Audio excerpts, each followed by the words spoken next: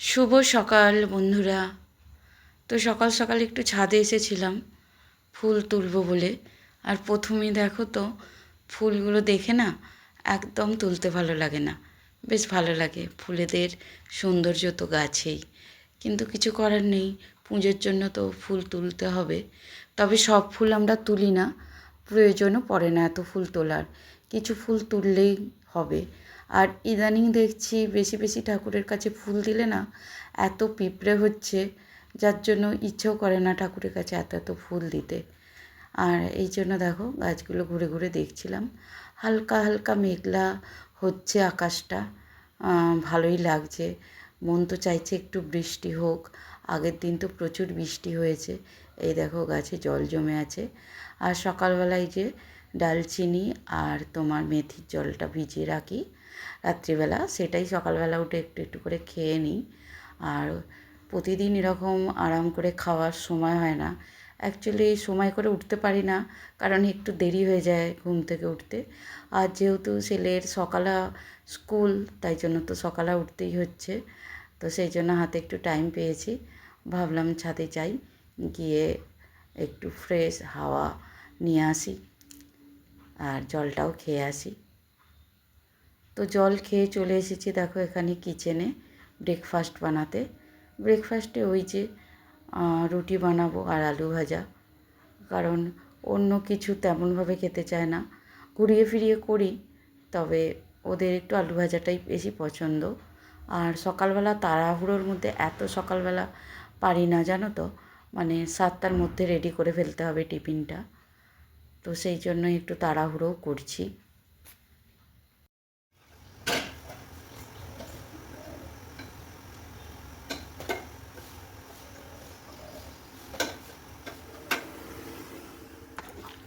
তো বন্ধুরা দেখো এখানে রুটি করে ফেলেছি, এই যে দেখো আলু ভাজা করছি। এটা হয়ে গেলেই এবার ছেলেকে খেতে দিয়ে দেবো। এখন তো ছোট ছেলেই স্কুলে যায়, আর মর্নিং স্কুল হচ্ছে বললাম। বড় ছেলের এখনও কলেজ শুরু হয়নি। তো যাই হোক, আলুটা ভেজে নিয়ে এখানে দেখো ছোট ছেলেকেও দিয়ে দিলাম খেতে। হয়ে গেল মর্নিং স্কুল, এখন ঘড়িতে 7টা 15 হয়ে গেছে। বাবু স্নান হয়ে গেছে, রুটি খাওয়া হয়ে গেছে। বাবু খালি স্কুল ইউনিফর্ম পরে রেডি হয়ে যাবে, তাই তো বাবু? তো যেহেতু সকালবেলা রুটিটা আগে করতে হবে, তাড়াহুড়ো থাকে, ওই জন্য আরামসে রুটিটা করে ছেলেকে খাইয়ে তারপরে এখানে এসেছি দেখো ঠাকুরকে শয়ন দেওয়া আছে, ঠাকুরকে তুলতে। আর ঠাকুরের কাছে তো আমাদের অনেকটা সময় লাগে, তোমরা যারা আমার ব্লগ দেখো জানো, কারণ ঠাকুরকে শয়ন থেকে তুলে অনেক কিছু নিয়ম আছে, করতে হয়, সেবা দিতে হয়। তো চলো সেগুলো করে ফেলি।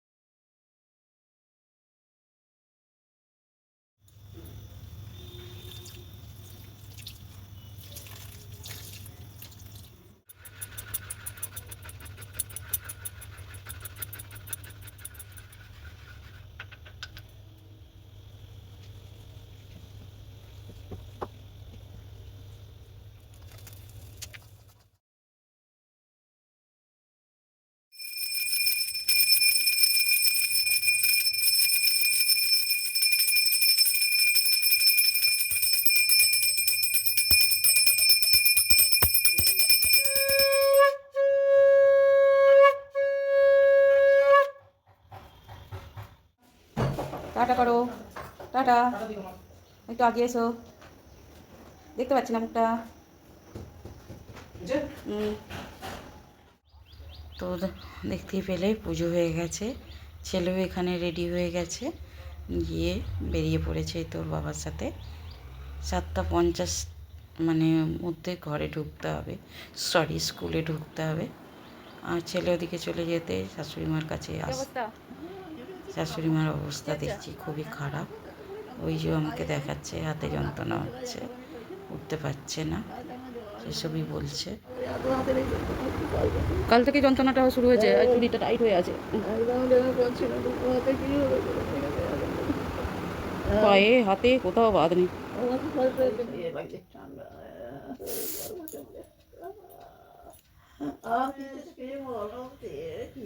তারপরে আমি একটু স্প্রে লাগিয়ে দিলাম, যদি একটু আর কি আরাম পায়। কিছুতেই তো কিছু হয় না, অনেক রকম তেল কেনা আছে, তারপরে এরকম স্প্রে, ওষুধ তো খাচ্ছেই। মানে একদিন এখানে ব্যথা তো একদিন ওখানে, মানে আমরাও আর কি ওই পরেশান হয়ে যাচ্ছি যাকে বলে। যার কষ্ট হচ্ছে তার তো হচ্ছেই, আর আমাদের এই রোজ একই ঘেমি একই অসুখ কাহিনী শুনে শুনে আমরাও বিধ্বস্ত হয়ে যাচ্ছি একদম। তারপরে একটা রুটি এনে একটু খাইয়ে দিচ্ছিলাম, কারণ এমনই হাতের কন্ডিশন যে মুখে তুলে হাত খেতে, মানে হাত তো মুখে তুলতে পারছে না, খাবে কি, উঠতেও পারছে না, তাই শুয়ে শুয়ে খাইয়ে দিলাম। কারণ অনেক ওষুধ আছে, আর একটু গায়ে জ্বরও আছে, জ্বরের ওষুধ তো দিতেই হবে, প্যারাসিটামল, আর খালি পেটে তো ওষুধ দেওয়া যায় না, তাই ভাবলাম একটু খাইয়ে দিই যা হোক করে। তো সেটাই করছি আর কি, যা হোক করে উনিও খাচ্ছেন চিবিয়ে চিবিয়ে। তো যাই হোক, কিছু করার নেই, এইভাবেই আমাদের দিন কাটছে। তো রুটি খাওয়ানোর পর বললো বাথরুম যাবে, তো বাথরুমটাও যেতে খুবই অসুবিধা হচ্ছে। ঘরের মধ্যে বাথরুম আছে তাই অনেকটা সুবিধা। বাথরুমটা যা হোক করে বসিয়ে এই তো দেখো এবার ধরে ধরে নিয়ে আসবো, কারণ লাঠিটাও ধরে যে আসবে সেটাও পারছে না, কারণ হাতে ব্যথা রয়েছে।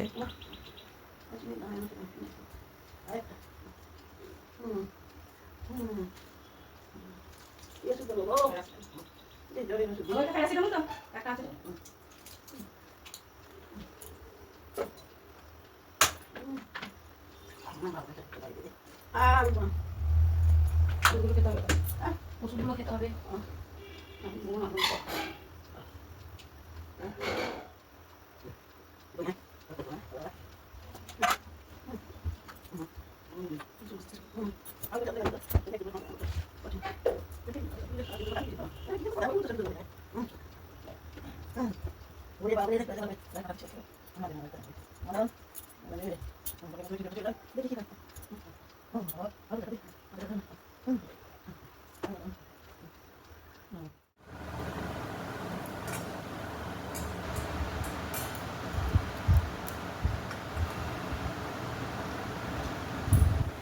তো ওদিকেও ওনাকে খাইয়ে ওষুধ খাইয়ে গুছিয়ে শুয়ে দিয়ে এলাম, দিয়ে এখানে আমিও ব্রেকফাস্ট করছি।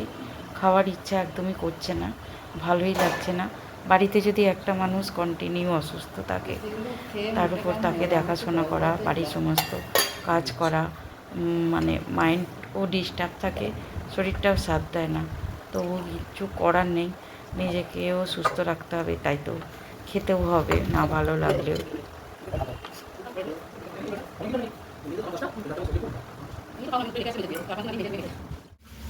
তো বন্ধুরা দেখতে পেলে খাওয়ার ইচ্ছা তো একদমই ছিল না, তাই জল দিয়ে জাউ করে চিবিয়ে চিবিয়ে রুটিগুলোকে খেলাম। খেয়ে এখানে দেখো ভাত বসিয়ে দিয়েছি, কারণ রান্নাবান্না তো করতেই হবে। তো ভাত বসিয়ে দিয়ে রান্নাঘরে যে সমস্ত স্ল্যাব রয়েছে, তারপরে এদিকে জানালা টেবিল, এগুলো আমার একটু অভ্যাস আছে, সকালবেলা একবার মোছামুছি করে নিই, তারপরে রান্না হয়ে গেলে আর একবার করি, কারণ ভালো লাগে না দেখতে ওই যে রুটি ফুটি হয় চতুর্দিকে উড়ে থাকে, তারপরে টিফিন বানাই।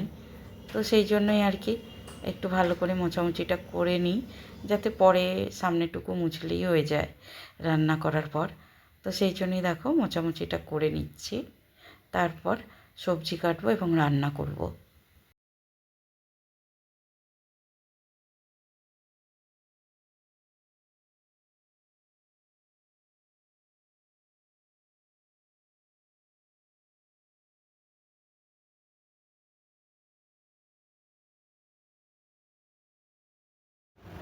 কাঁচকলা আর ওল ভাতে দেবো, মানে সেদ্ধ করবো। শাশুড়ি মা কাঁচকলাটা এখন রোজ খাচ্ছে। আর এখানে একটা মিক্স সবজি করবো, যা ছিল সবজি তাই দিয়ে, ওই বরবটি, পটল, বেগুন, আলু, একটুখানি ফুলকপি, এইসব দিয়ে একটা তরকারি করবো। আর এই কটা চিচিঙ্গা ছিল ভাজবো, আর এই করলা ভাজবো। আর ডাল আছে, চাটনি আছে, এই রান্না করবো। কিছু ভাত বসিয়ে দিয়েছি, ভাত ফুটেও গেছে। তো চলো রান্নাবান্নাগুলো। এখানে চিকেনে ভাজতে দিয়েছি, একটু পোস্ত দিয়েছি এর মধ্যে, সামান্য একটু মিষ্টি দিয়েছি, ঝাল দিয়ে দিয়েছি।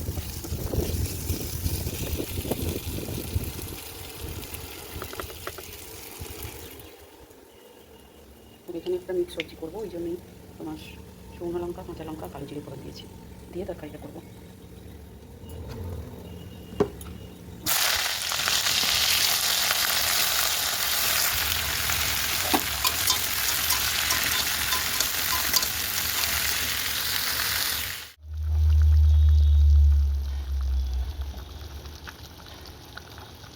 তো দেখো বন্ধুরা, এখানে আমার তরকারিটা কমপ্লিট, একটু ঝোল ঝোল মতোই রেখেছি। আর সত্যি বলছি, মিক্স সবজি করলে একটা দেখবে অসাধারণ টেস্ট হয়, বেশ ভালো টেস্ট হয়েছিল। তো যাই হোক, ওখানে তরকারিটাকে ফুটতে দিয়ে আস্তে করে দিয়ে এসেছি, দিয়ে এখানে ঠাকুরের বাসন মাজছি, কারণ স্টেপ বাই স্টেপ কাজগুলো না করলে অনেকটা বেলা হয়ে যাবে। তাই ওদিকে রান্নাটা কমপ্লিট করে নিলাম, নিয়ে সবজিটা বসিয়ে গ্যাসটা স্লো করে এসে বাসনগুলো মেজে নিচ্ছি, কারণ ঠাকুরের বাসনগুলো বৃহস্পতি মাজি, আর অনেকটাই ময়লা হয়ে যায়, আর অনেকগুলোই বাসন থাকে। তো বন্ধুরা, ওখানের কাজ কমপ্লিট করে মানে ঠাকুরের বাসন মেজে আবারও চলে এসেছি রান্নাঘরে, কারণ ভাতটা উল্টানো ছিল, সেটাকে সোজা করলাম। বাকি এবার গ্যাস স্টোভটা মুছে নিতে হবে, মানে গ্যাসের ওভেনটা মোছামুছি করতে হবে, যে কটা বাসন আছে মাজতে হবে।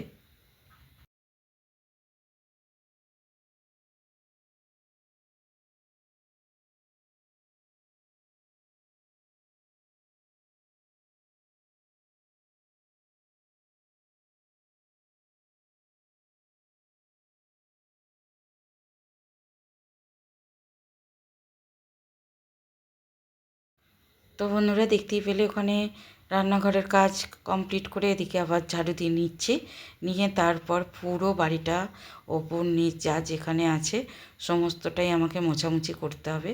আর এই বৃহস্পতিবারটা সত্যি আমার খুবই একটু সময়টা বেশি লাগে, আর চাপও লাগে একা করতে। মাঝে মাঝে জানো তো, কষ্ট হয়, কান্নাও পায়, ভালো লাগে না করতে। জানি সংসারে মেয়েদেরকে এগুলো করতে হয়, কেউ ব্যতিক্রম নেই, আমার মতো অনেকেই আছে যাদের এভাবেই একঘেয়েমি কাজ করতে হয় সংসারে। আর সত্যি কথা বলতে, একঘেয়েমি লাগলে মেয়েদের কাছে এটাই সব কিছু, সংসারটাই তাদের কাছে সব। তাই তারা সবটা মেনে নিয়ে, শারীরিক কষ্ট, মানসিক কষ্ট সবটা মেনে নিয়েও কিন্তু সংসারের কাজ খুবই নিষ্ঠাভাবে করে, গুছিয়ে করে, ভালোভাবে করে। কারণ সংসারটা টিকে থাকেই একটা মেয়ের উপর, কারণ সে শুধু মেয়ে থাকে না, একটা মেয়ে যখন সংসার করতে আসে সে মা, সে কারোর বৌমা, কে কারোর স্ত্রী, অনেক কিছু হয়ে যায়, দায়িত্বটাও তার বেড়ে যায়। তো দেখো, এখানে ওদিকটার কাজ কমপ্লিট করে এদিকে মোছামুছি করতে চলে এসেছি।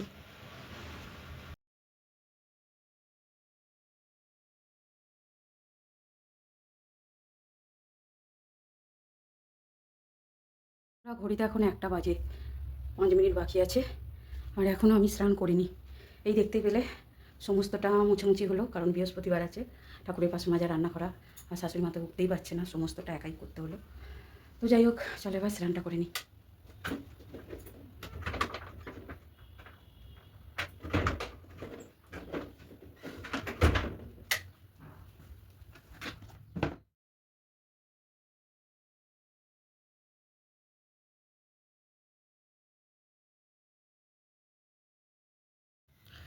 তো বন্ধুরা, স্নান টান করে চলে এসেছি আবারও ঠাকুরের কাছে।